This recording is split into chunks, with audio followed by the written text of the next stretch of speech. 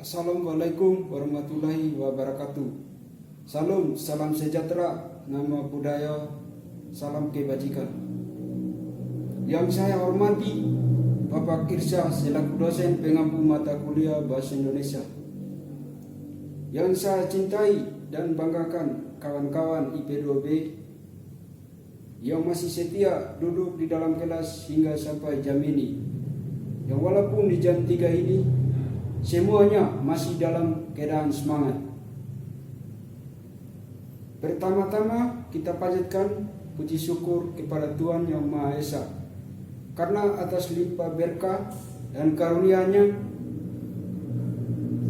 kita tetap berkumpul di tempat ini dalam keadaan sehat walafiat. Pada kesempatan ini saya akan menyampaikan beberapa hal yang penting untuk disampaikan dan perlu untuk diketahui bersama, yaitu pentingnya pendidikan. Pendidikan sejatinya sebagai instrumen untuk mendapatkan ilmu pengetahuan, yang itu kita bisa dapat melalui pendidikan formal maupun non-formal. Seperti kita sekolah dari tingkat dasar sampai perguruan tinggi.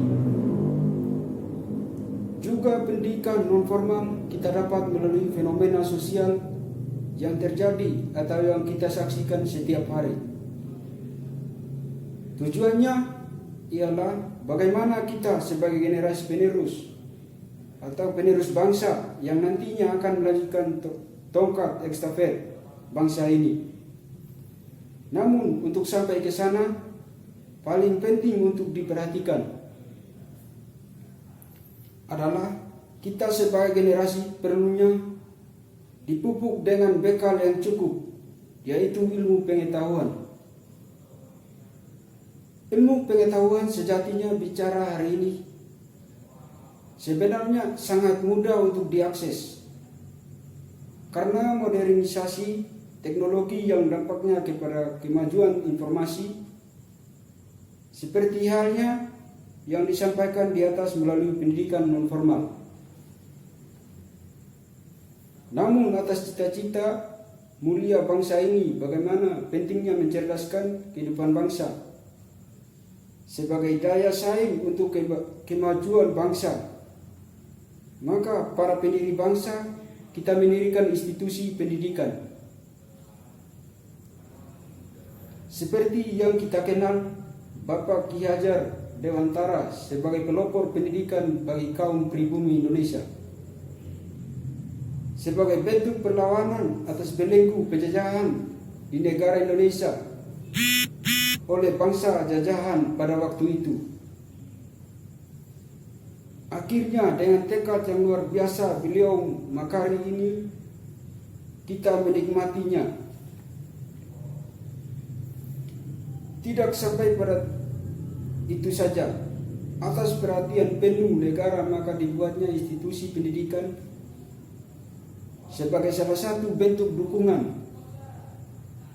atas kemajuan ilmu pengetahuan untuk mewujudkan kecerdasan kehidupan bangsa. Artinya secara konstitusi pendidikan sudah diperhatikan penuh oleh para pendiri bangsa. Hingga hari ini kita bisa melihat di seluruh daerah yang ada di Indonesia sudah mempunyai institusi kebudayaannya, yaitu sekolah dan kampus-kampus, baik levelnya biasa maupun yang luar biasa, seperti sekolah dan kampus elit. Di tengah masifnya akses ilmu pengetahuan hari ini, utamanya melalui pendidikan formal itu, kita masih melihat begitu kesenjangan luar biasa, mulai dari akses dari sisi ekonomi sampai pada akses budaya. Seperti halnya melihat pendidikan hari ini yang layaknya disebut sebagai komoditi untuk diperjualbelikan. Bagaimana tidak akses pendidikan yang sudah komersialkan, yang melaharkan privatisasi oleh negara menjadikan anak bangsa jauh dari akses untuk mencari ilmu pengetahuan. Juga yang perlu diperhatikan ialah kebudayaan yang dihasilkan dari pendidikan yang masif hari ini. Tidak lain dan tidak bukan sangat terbelakang. Kenapa demikian? Karena ilmu pengetahuan yang didapat sejatinya untuk mengabdi kepada pemilik modal. Kita sejatinya dipersiapkan untuk menjadi tenaga kerja yang siap dieksploitasi tenaganya melalui beberapa skema yang dilahirkan oleh negara dan kampus hari ini. Maka perlunya kita berbenah pendidikan kita, bahwasanya pendidikan benar-benar pendidikan yang ilmiah dan sesuai dengan keadaan objektif masyarakat.